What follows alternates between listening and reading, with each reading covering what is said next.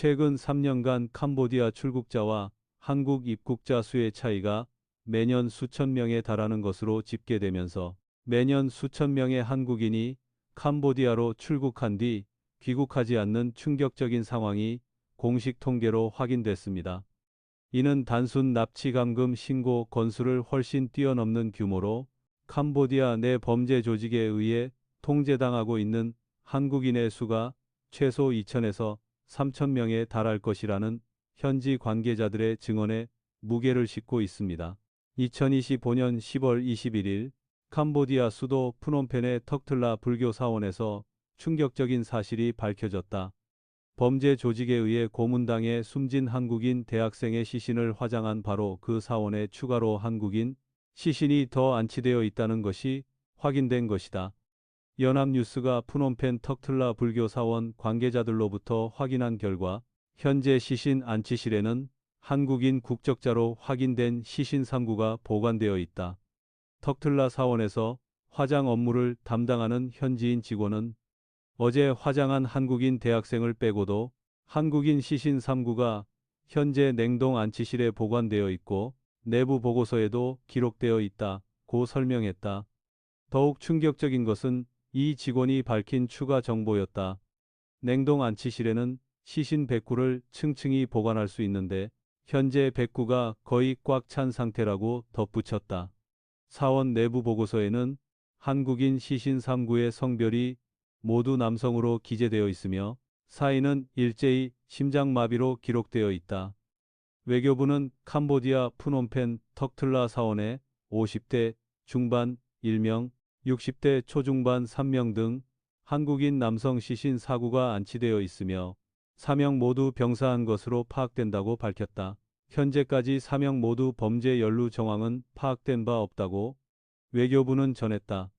다만 캄보디아에서는 병원 의사에게 돈을 주고 사인을 심장마비로 바꾸는 경우가 있어 실제 사인과 기록이 불일치할 가능성을 배제할 수 없는 것으로 보인다. 턱틀라 사원은 캄보디아 수도권 일대에서 화장시설을 갖춘 몇 안 되는 곳으로 현지에서 사망한 외국인 대부분이 이곳에서 장례를 치른다. 캄보디아인들은 가족이 사망하면 전문업체를 불러 주로 집에서 화장한다. 10월 20일 캄보디아 푸놈펜 턱틀라 사원에서 지난 8월 캄보디아 깜포쭈 보코산 인근에서 살해된 채 발견된 한국인 대학생 박모 22씨에 대한 한국과 캄보디아 양국의 공동 부검이 실시되었다. 국립과학수사연구원 법의관이 주도하고 경찰청과 경북경찰청 수사관이 참여한 부검은 현지 시간 오전 10시 35분부터 오후 1시 30분까지 약 3시간가량 진행되었으며 오후 1시 40분부터 화장 절차가 시작되었다. 박 씨의 시신은 지난 8월부터 2개월 넘게 이 사원 내 안치실에 보관되어 있었다. 한국과 캄보디아 양국 당국은 박 씨의 시신을 공동 부검한 뒤 화장했고 유해는 74일 만인 10월 21일 한국 시간으로 오전 7시 인천국제공항을 통해 한국으로 송환되었다. 같은 날 오후에는 추가 사망 사건도 발생했다. 외교부에 따르면 10월 20일 오후 8시께 현지 시간 캄보디아 시아누크빌의 한 호텔 객실에서 50대 후반 한국인 남성이 사망한 채 발견되었다. 현지 경찰이 우리 교민회장을 통해 대사관에 이 같은 사망 사실을 알려왔고 주캄보디아 대사관은 우선 현지 교민회장에게 현장 확인을 요청했다. 교민회장은 현장에서 사망자의 여권 및 유서로 추정되는 메모, 휴대전화 등을 확인했다. 정확한 사망 경위나 원인은 확인되지 않고 있으나 현재까지 별다른 범죄 혐의점은 없는 것으로 알려졌다. 캄보디아의 범죄단지 문제는 2020년대 초반부터 본격화되기 시작했다. 이른바 웬치로 불리는 이 범죄단지들은 중국 정부가 2020년대 들어 자국 내 삼합회와 같은 범죄 조직에 대한 대대적인 단속을 벌이자 규제가 약하고 부패가 만연한 동남아시아 국가로 거점을 이전하면서 형성되었다. 특히 중국의 1대1로 정책으로 대규모 자본이 유입된 캄보디아 시아누크빌은 카지노와 리조트가 난립하는 과정에서 치안 공백이 발생하며 범죄의 온상이 되었다. 2020년부터 삼합회 등 중화권과 동남아시아권의 범죄 조직들이 대포 통장 거래, 취업 사기 등의 방법으로 사람들을 유인하여 범죄에 이용하도록 납치해오는 대규모 범죄단지를 조성했다. 이 범죄단지들은 외부와 단절된 전형적인 닫힌 사회를 형성하고 있다. 총책으로 불리는 중국인이 단지를 캄보디아 정부로부터 임대 형식으로 빌리고 그곳에 중국 지부, 한국 지부와 같은 조폭들의 범죄 커뮤니티를 만들어 사기, 도박, 성매매, 리딩방 운영을 포함하여 각종 고문과 심할 경우 살인까지 빈번히 일어나고 있다. YTN 취재진이 수개월 감금 생활을 한 남성을 통해 입수한 범죄단지 내부 약도에 따르면 복호산 3단지로 불린 산속 범죄단지 안에는 무려 100동이 넘는 건물이 세워져 있었다. 보이스피싱이 이루어지는 사무실 외에도 식료품을 파는 마트, 옷이나 기계 등을 파는 각종 상점, 식당, 병원, 유흥업소까지 설치되어 있었다. 감금 피해자의 증언에 따르면 범죄단지를 조성하고 관리하는 분업화된 범죄 조직이 별도로 있다. 거대한 범죄단지를 조성해 두면 보이스피싱 등 실제 범행을 저지르는 다른 조직들이 한 달에 건물 한 개당만 $5,000를 내고 건물을 빌려 입주하는 방식이라는 것이다. 돈을 지불하면 원하는 인터넷 통신, 환경도 만들어준다고 한다. 단지를 관리하는 조직들은 마을 전체를 담벼락으로 둘러치고 무장 조직원을 통해 감시했으며 탈출을 시도하다 잡히면 처절한 응징이 이루어졌다. 캄보디아에는 적어도 수십 곳에 이러한 범죄단지가 있는 것으로 알려졌다. 한국인이 범죄단지의 주요 타깃이 된 것은 비교적 최근의 일이다. 초기에는 중국, 대만, 동남아시아 국가 국민이 주요 피해자였으나 범죄단지를 운영하는 범죄 조직들은 운영 범위를 넓힐 겸 납치 타깃을 확대했다. 한국 시장을 개척할 목적으로 한국인을 타깃으로 삼기 시작하면서 납치 사례가 급증하기 시작한 것이다. 캄보디아에서 한국인 납치 신고 건수는 충격적인 증가세를 보이고 있다. 더불어민주당 한정혜 의원이 외교부로부터 제출받은 재외국민 사건 사고 현황에 따르면 캄보디아 내 한국인 대상 납치 감금 및 실종 신고 건수는 2021년 9건에 불과했다. 이후 2022년 32건, 2023년 60건으로 증가하더니 2024년에는 282건으로 폭증했다. 2025년 상반기에는 272건이 접수되었으며 8월까지만 집계해도 330건에 달한다. 다른 통계에서도 유사한 패턴이 확인된다. 박찬대 더불어민주당 의원실에 따르면 현지 공관의 취업사기 감금으로 신고된 건수는 2022년 1건, 2023년 17건에 불과했지만 2024년 220건으로 크게 늘었고 올해 8월까지 330건이 접수되었다. 경찰청이 공개한 통계에서는 지난해 1월부터 올해 10월 13일까지 캄보디아 관련 실종 및 납치 감금으로 의심되는 사건이 총 143건 접수되었으며 이 중 91건은 소재 및 신변 안전이 확인되었으나 52건은 아직 진행 중이다. 캄보디아에서 체포되는 한국인도 급증했다. 국민의힘 김건 의원이 외교부로부터 제출받은 자료에 따르면 캄보디아에서 현지 경찰에 체포된 한국인은 2023년 3명에서 2024년 46명으로 급증했고 2025년 1월부터 7월까지 벌써 144명이 체포되어 지난해 전체의 3배를 넘어섰다. 더욱 우려스러운 통계도 있다. 박찬대 의원실이 법무부로부터 받은 자료에 따르면 캄보디아 출국자와 한국 입국자 수의 차이는 2021년 113명에 불과했으나 2022년 3 209명, 2023년 2 662명, 2024년 3 248명 등 20, 30명대로 폭증했다. 이는 매년 수천 명의 한국인이 캄보디아로 출국한 뒤 귀국하지 않는 것으로 해석되는 수치다. 2025년도 8월까지 864명이 돌아오지 않은 것으로 추정된다.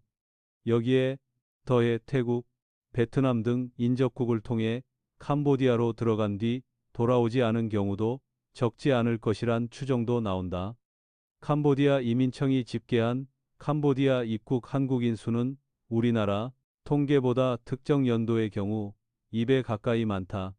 캄보디아 웬치 근무자의 지인은 연합뉴스에 한국인이 못해도 20, 30명 될 것이라며 비행기 타고 정직하게 나가는 사람만 있는 게 아니라 중국 등을 거쳐 밀항하는 사람도 있다고 말했다.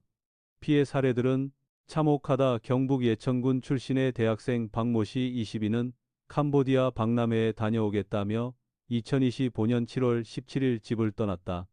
캄보디아에 도착한 피해자는 캄포트주의 보코산 범죄 단지 인근에 감금되었다. 일주일 후 피해자의 휴대전화로 조선족 말투를 쓰는 남성이 피해자의 가족에게 전화해 0만 원을 보내주면 풀어주겠다고 했다. 피해자의 가족은 즉시 캄보디아 대사관과 경찰에 신고했으나 대사관은 캄보디아 현지 경찰의 위치와 사진 등을 보내 신고하라고 했고 경찰은 돈을 보내면 안 된다고 했다. 협박범과의 연락은 나흘 만에 두절되었다. 박 씨는 8월 8일 캄보디아 캄포트주 캄퐁베이 보코르산 범죄단지 차량 안에서 숨진 채 발견되었다. 현지 경찰은 검안을 통해 사망 원인을 고문으로 인한 심장마비로 판단했다. 캄보디아 내무부도 1차 부검에서 심장마비로 숨졌고 몸에 타박상이 다수 발견됐다면서 폭행에 의한 사망이 의심된다고 밝혔다.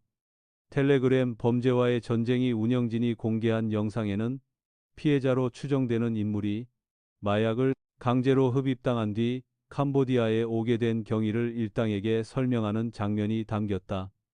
다른 피해 사례도 있다.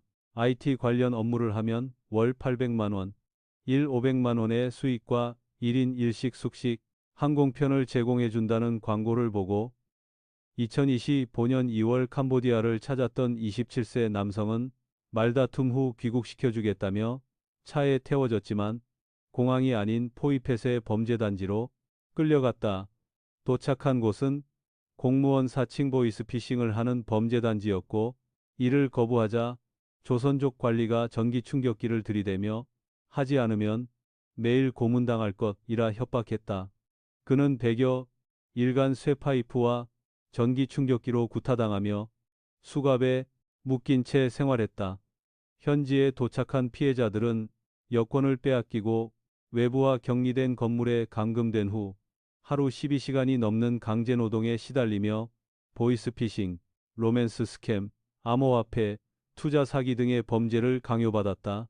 할당량을 채우지 못하거나 반항할 경우 폭행, 전기고문, 감금 등 극심한 신체적 정신적 학대에 시달렸으며 다른 조직의 노예처럼 팔려가기도 했다. 이 사건은 단순한 범죄 문제를 넘어 국제적이고 구조적인 문제의 성격을 띈다.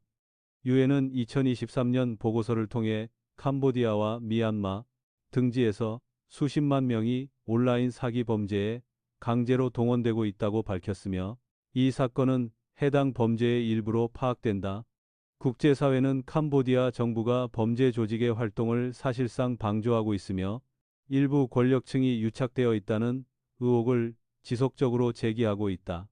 국제 앰네스티는 2024년 보고서에서 캄보디아 당국이 인신매매 범죄를 근절할 의지가 부족하며 고위 관료들이 범죄 단지와 연루되어 있다고 비판했다. 외신에서는 훈센 전 총리의 조카인 훈토 등이 범죄 단지 운영에 연루되었다는 보도가 나오기도 했다. 태국 경찰이 캄보디아에 근거를 둔 보이스피싱 사기단을 수사하면서 훈센 의장의 조카가 연루되면서 경로를 초래했다는 태국 언론의 보도도 있었다.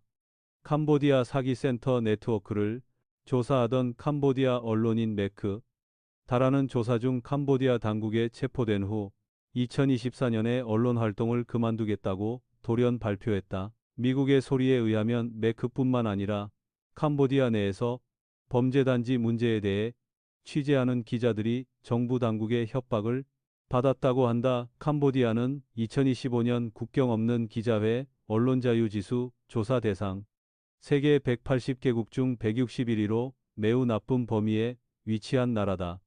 반면 캄보디아 정부의 경찰이 이끄는 인신매매 방지 국가위원회의 부위원장은 인신매매 혐의 사건의 80%가 거짓이라고 주장했다. 한국 대사관의 대응도 비판받고 있다. 7월부터 주캄보디아 한국 대사는 박정욱 대사가 이임한 뒤 석 달째 공석 상태다. 현지 대사관 인력 15명 중 사건 사고를 담당하는 경찰 인력은 3명 주재관, 1명 협력관, 2명에 불과하며 그마저도 애초 경찰 주재관 1명만 있다가 2024년 10월과 2025년 9월에서야 직무 파견 형태로 협력관을 1명씩 추가 투입한 것이다. 피해자 가족들은 대사관이 캄보디아 현지 경찰에 스스로 신고하라고 안내했다고 주장했다. 외교부는 이에 대해 주캄보디아 대사관은 지난해 신고의 편의를 돕기 위해 해당 자료를 사용한 바 있다며 현재는 대사관 홈페이지에 현지 경찰 신고 방법 안내를 게시하고 있다고 밝혔다. 또한 대사관은 사법 권한이 없어 현장에서 수사와 구출을 하는 것이 불가능하고 캄보디아 경찰에게 스스로 신고하라고 안내한 것은 캄보디아 경찰이 세운 방침이라고 해명했다. 그러나 부패한 캄보디아 경찰이 범죄단지와 유착하고 있는데 대사관이 너무 원칙만 고집한 것이 아니냐는 비판이 이어졌다.